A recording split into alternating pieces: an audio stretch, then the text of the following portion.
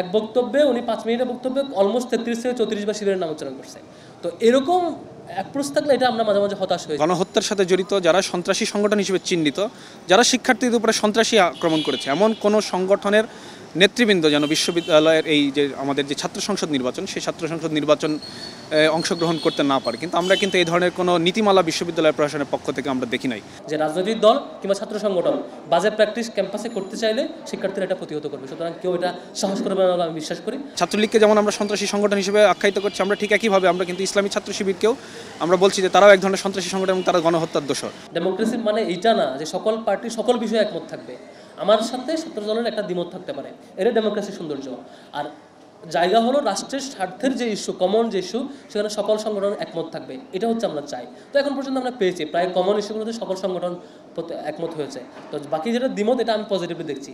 Alarming হইলো কিছু কিছু সংগঠন 10 মিনিটের বক্তব্যের মধ্যে 9 মিনিটের শিবির নিয়ে সমালোচনা করে, 5 মিনিটের বক্তব্য নিয়ে 4 মিনিটের শিবিরের সমালোচনা করে। আমি রিসেন্টলি একজনের বক্তব্য দেখছিলাম যে এক বক্তব্যে উনি 5 মিনিটের বক্তব্যে অলমোস্ট 33 থেকে 34 বার শিবিরের নাম উচ্চারণ করছে। তো এরকম অ্যাপ্রোচ থাকলে এটা আমরা মাঝে মাঝে হতাশ হই যে আবারও কি ছাত্রলীগের অ্যাপ্রোচ ফিরে আসতেছে কিনা। বরং আমি যেটা সবাইকে রিকোয়েস্ট করি বা প্রেফার করি যে প্রত্যেক সংগঠন তার এজেন্ডাকে ছাত্রদের সামনে প্রেজেন্ট করা দরকার।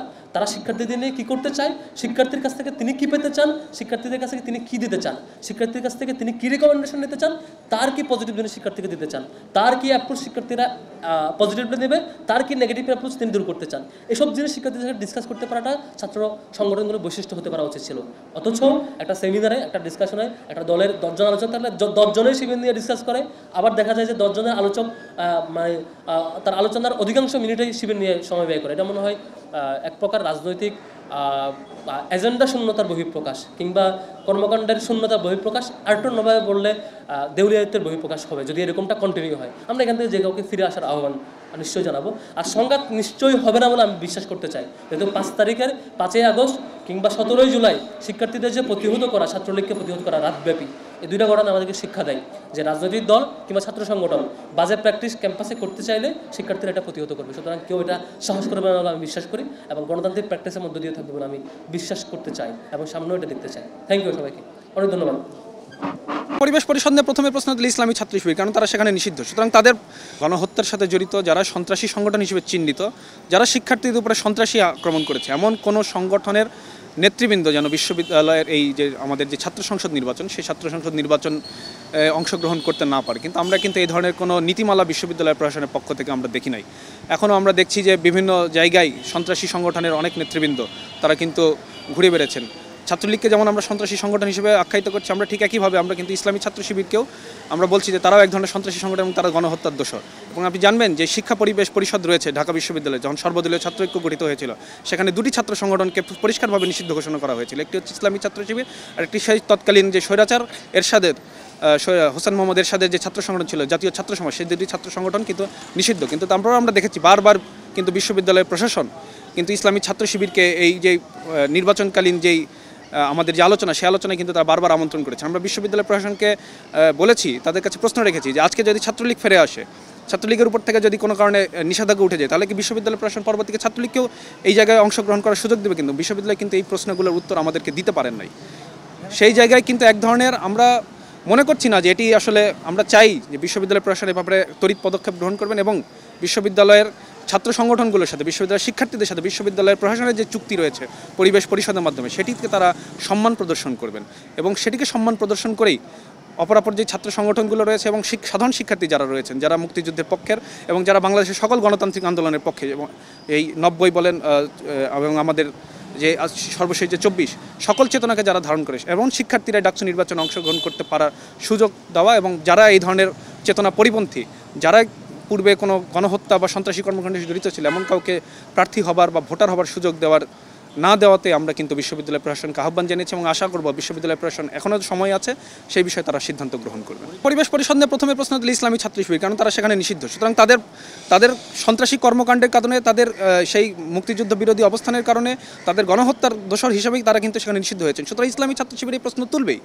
এবং ইসলামী ছাত্র শিবিরের এই অবস্থানকে কোনোভাবেই আসলে আমলে নেবার কোনো সুযোগ নেই। আজকে ছাত্রলীগ যদি ফিরে আসে আপত্তি জানায় যে আমাকে ছাড়া আজকে এই বিশ্ববিদ্যালয়ে যে পরিবেশ পরিচালনা চলছে, যে আয়োজন চলছে সেটিকে তার প্রশ্নবিদ্ধ করতে আপনি কি ছাত্রলীগের সেই অভিযোগকে আমলে নেবেন? অবশ্যই নেব না।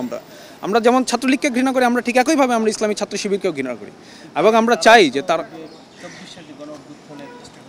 আজকে ধরেন যে বাংলাদেশে আগামী 10 বছর পরে যদি আরেকটি গণ অভ্যুত্থান হয় এবং সেই গণ অভ্যুত্থানে যদি আওয়ামী লীগ বা ছাত্রলীগ এসে যেখানে তারা যদি ভূমিকা পালন করে, তাহলে কি তার সেই যে পূর্বের যেই সন্ত্রাসের ইতিহাস, তার যে দখলদারিত্বের ইতিহাস, তার যে বাণিজ্যের সেই যে আমাদের ভোটাধিকার হরণের ইতিহাস, এতগুলো মানুষকে হত্যার ইতিহাস, সেটা কি মুছে যাবে? সেটি মুছে যাবে না।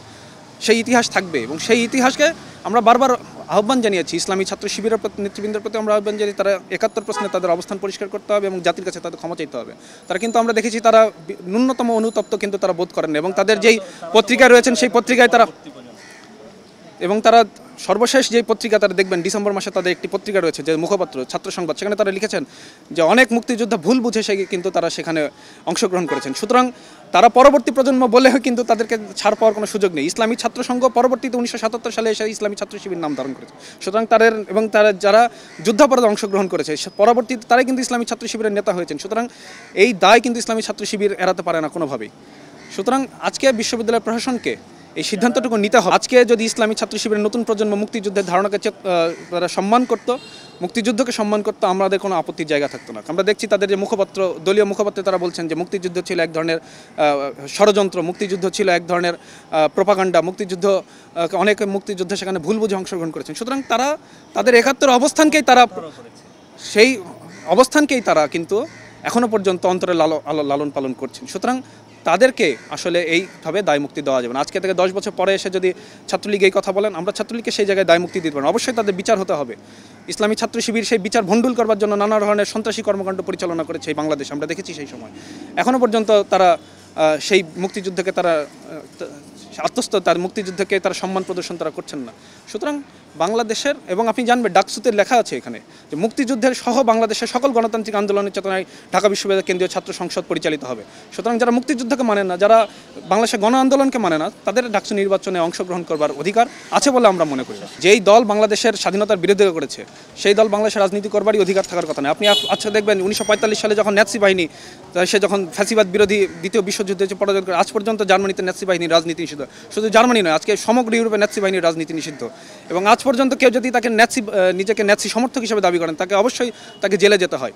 সুতরাং এটি কোনো মাত্র একটি বিভাজন বা ট্যাগিংয়ের রাজনীতি নয়, এটি একটি ন্যায্যতার রাজনীতি, এটি আমাদের অস্তিত্বের প্রশ্ন। আজকে অবশ্যই সেই জায়গা পরিষ্কার করেই যদি রাজনীতি করতে হয়, সেই জায়গায় ক্ষমা চেয়ে, সেই অতীত কর্মের জন্য ক্ষমা চেয়েই ইসলামী ছাত্র শিবিরকে রাজনীতি বাংলাদেশে করতে হবে। সেটা ক্ষমা চাওয়ার পরে বাংলাদেশের জনগণ ঠিক করবে যে এখানে আসলে জামাতে ইসলাম অথবা ইসলামী ছাত্র শিবির রাজনীতি করতে পারবে কি পারবে।